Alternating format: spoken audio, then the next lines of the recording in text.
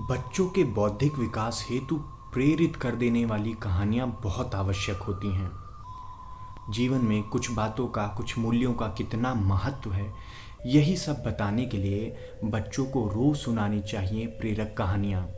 आज मैं आपके समक्ष एक ऐसी प्रेरक कहानी प्रस्तुत कर रहा हूँ जिसमें मेहनत के विषय में बताया गया है कि जीवन में मेहनत का क्या स्थान है। दीनानाथ जे मेहता द्वारा लिखित ये कहानी मैं आपके सामने प्रस्तुत कर रहा हूँ। दीनानाथ जे मेहता लिखते हैं, बात पुरानी है। मेरे एक मित्र सूरत होकर धोलका आ रहे थे। गांधीग्राम से धोलका जाने वाले रेलवे मार्ग पर मेरिया नामक स्टेशन है। सर्दी के दिन थे, रात हो गई थी।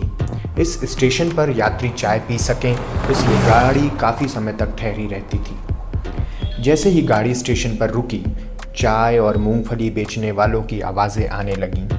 अचानक इन लोगों की आवाज़ में किसी वृद्धा की आवाज़ भी सुनाई दी। गठरी उठवानी है किसी को मजदूर चाहिए। यह अनोखी आवाज़ और वह भी एक वृद्धा के मुंह से। भारी आश्चर्य। मेरा मित्र डिब्बे से नीचे उतरा है। उसने देखा एक वृद्धा लगभग 75 वर्ष की होगी। वह दोनों आंखों से अंधी है। उसके पहनावे से मालूम पड़ता था कि वह मध्यम श्रेणी की है।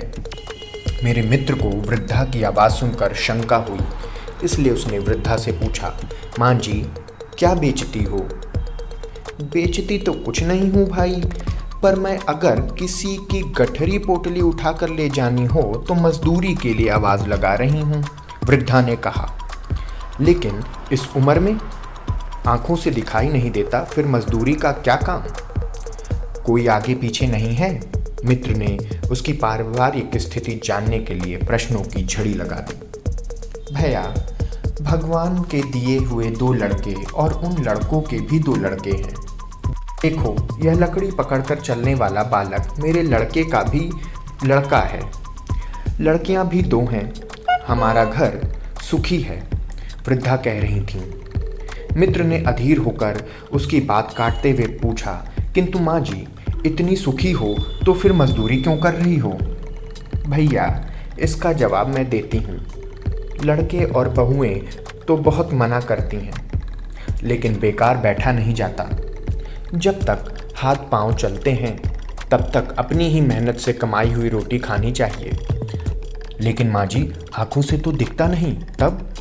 भैया, मेरी आँखें नहीं देखती तो क्या हुआ, हाथ पांव तो चलते हैं और फिर मेरी आँखें तो देखिया है, कहकर वृद्धा ने अपना हाथ उठाया, अपने नाती के सिर पर रखा।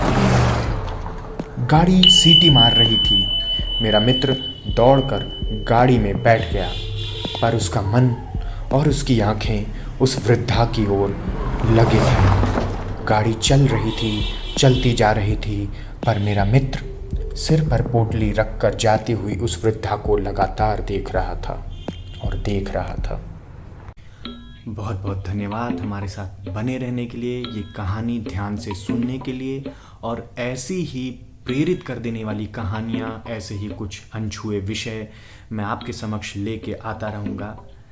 चैनल को लाइक और सब्सक्राइब ज़रूर करें, और अगर आपको कोई वीडियो अच्छा लगता है तो प्लीज़ उसे अन्य लोगों के साथ शेयर भी करें। बहुत बहुत धन्यवाद।